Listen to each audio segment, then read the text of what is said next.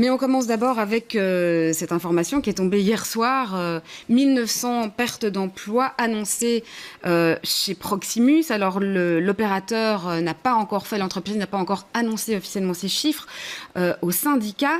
Bonsoir Bruno Wattenberg. Bonsoir. 1900, ce chiffre de 1900 pertes d'emplois, néanmoins on savait qu'il y avait un plan de restructuration, mais néanmoins ce chiffre-là, est-ce qu'il vous a surpris?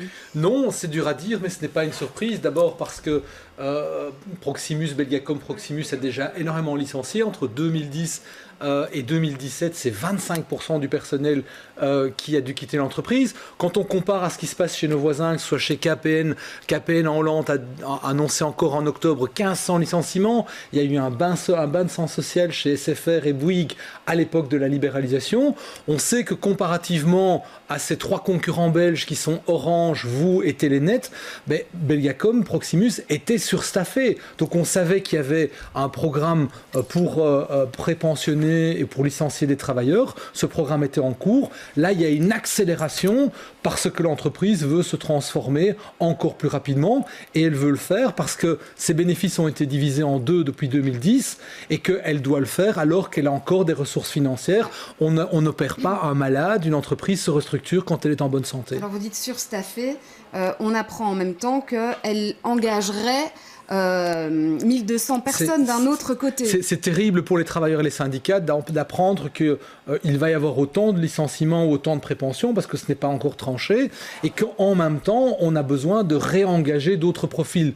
On peut poser la question du recyclage en entreprise. Je pense qu'il y a vraiment une réflexion profonde qu'il faut avoir pour savoir comment recycler des gens pour leur permettre de rester plus âgés dans l'entreprise. Mais en tout cas, par rapport au profil que Proximus a besoin pour réussir sa digitalisation, je pense qu'il était extrêmement difficile de transformer les 3000 fonctionnaires qui sont encore chez Proximus dans des data analystes, dans des gens qui font de la robotique et ainsi de suite. On viendra sur la question de la réorientation au sein de l'entreprise et de la digitalisation. Mais d'abord, une réaction, Floriane de Kerkhove, bonsoir. Vous êtes spécialiste des entreprises et des télécoms. L'entreprise Belgacom, Proximus, était surstaffée. Vous êtes d'accord, vous aussi, avec ça? Elle a trop de personnel.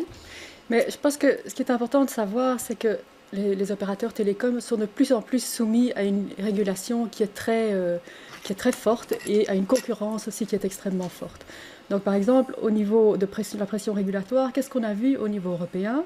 Par exemple, on n'est pas plus, les conditions d'appel à l'étranger sont les mêmes que les conditions en Belgique. On peut surfer sur Internet, sur son téléphone à l'étranger au même prix que ceux qu'on a en Belgique. Donc ça veut dire ça, c'est déjà des marges que ces entreprises ont perdues.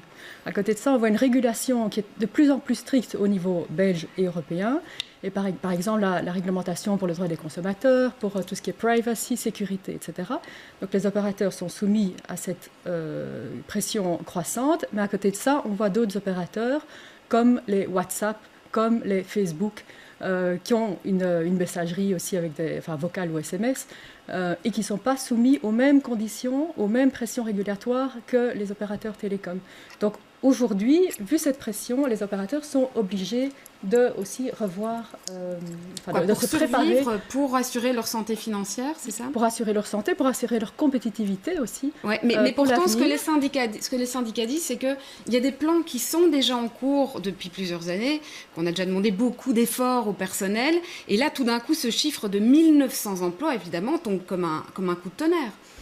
Bon, je ne vais pas me prononcer sur les chiffres parce que je pense que Proximus, demain, présentera son plan et on en saura plus.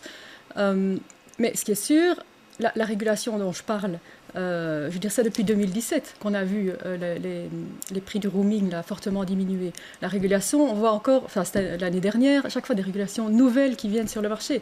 Donc face à ça, oui, il y a une compétition qui est de plus en plus forte. On le voit au niveau belge, on le voit aussi au niveau européen. Par exemple, les Pays-Bas, ils ont annoncé maintenant qu'ils passeraient de 4 à 3 opérateurs, aussi pour pouvoir faire face à cette concurrence et aussi aux très gros investissements qui sont attendus pour l'avenir. On peut citer deux chiffres. Belgacom, Proximus, c'est aujourd'hui 13 000 employés. Si vous prenez Telenet, c'est 3 200 personnes. Vous, c'est 1 300 personnes.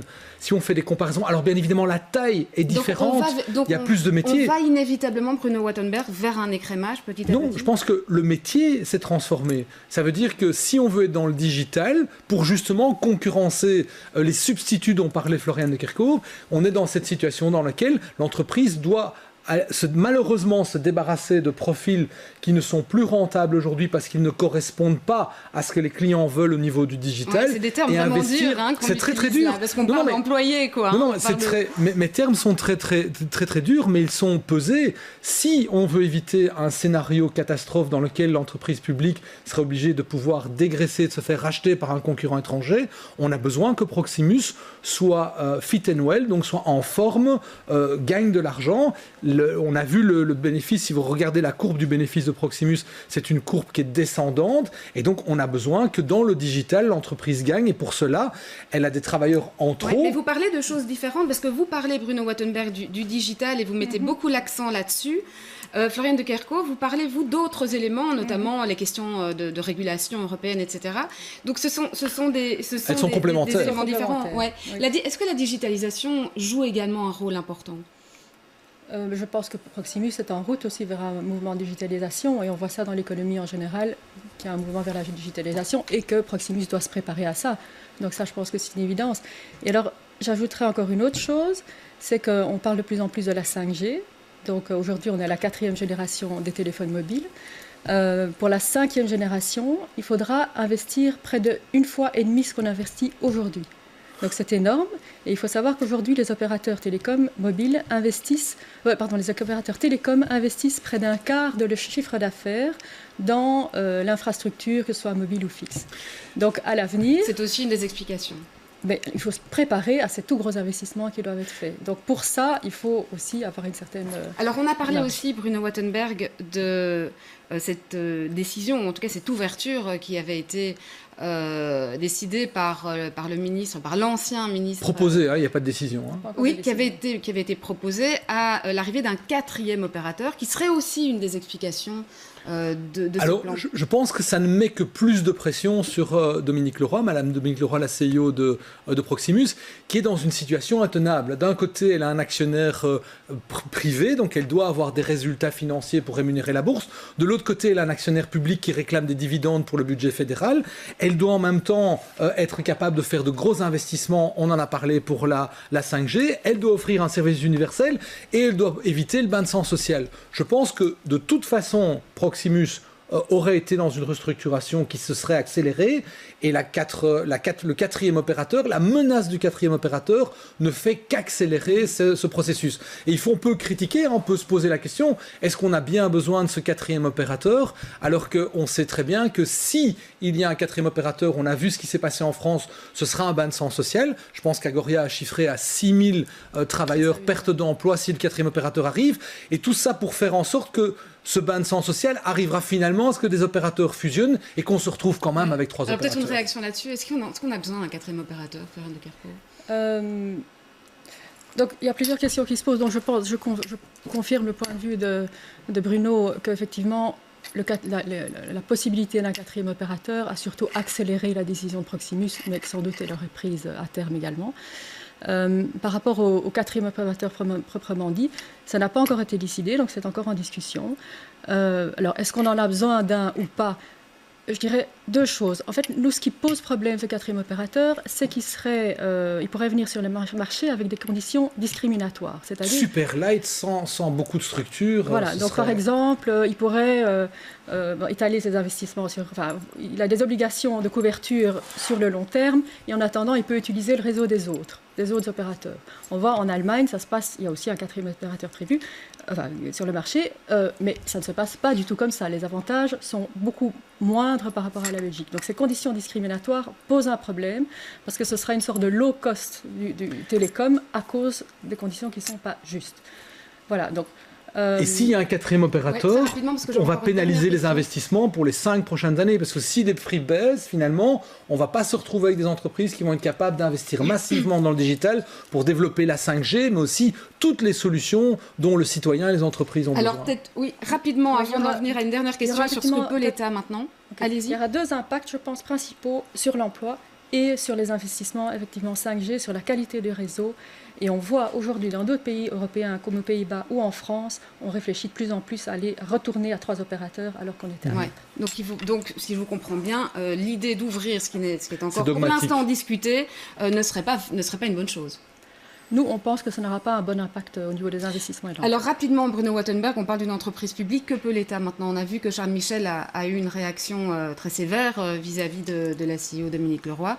Est-ce que l'État a réellement une marge de manœuvre? Eh bien, je serais bien incapable de vous répondre. Je ne sais pas si Florian a une réponse. En tout cas, moi, je n'en ai pas. Je pense que ce qui va se passer, c'est que le Premier ministre et l'ensemble du gouvernement ont rappelé à Madame Leroy l'importance d'un dialogue social, mais c'est un dialogue social qui fonctionnait déjà à l'intérieur de l'entreprise. Donc il va falloir se mettre autour de la table, il va falloir expliquer, être pédagogique et trouver des manières à la fois à l'intérieur de Proximus, mais aussi au gouvernement, pour pouvoir avoir des mécanismes de prépension avec compensation de l'employeur qui vont permettre d'éviter les conséquences de ces licenciements. Et comme dans tout plan Renault qui se respecte, on a annoncé un nombre de postes qui disparaîtraient, et on sait que ce sera moins via la négociation. Mais à partir du moment où vous privatisez... Il lui aurait demandé tout simplement, enfin, en clair, de revoir sa copie. Ouais. Oui, mais de toute façon, entre ce qui est annoncé par l'employeur et ce qui, in fine, se signe avec les syndicats, on sait qu'il y a toujours un chiffre de licenciement qui est beaucoup moins élevé. Maintenant, la discussion va être sur le plan social, et c'est bien que Proximus fasse ça aujourd'hui, parce que Proximus a encore les moyens d'assumer cette restructuration. Si on ne fait rien, peut-être que dans 3 ans, Proximus n'est plus en état de pouvoir payer quelque chose de convenable à ces travailleurs qui vont quitter l'entreprise. Peut-être en 1 minute pour réagir là-dessus, Florian de Kerkhove, est-ce que effectivement l'État a un rôle à jouer là-dedans, et si Charles Michel demande à Proximus de revoir sa copie, eh bien Proximus peut effectivement proposer un plan alternatif? Je pense que tout ça, c'est des choses qui vont notamment discuter demain à la réunion Proximus avec les syndicats. En conseil d'entreprise? En conseil d'entreprise. Demain matin? Oui, à 8h. Donc je ne vais pas me prononcer là-dessus. Merci en tout cas pour votre éclairage. On poursuit.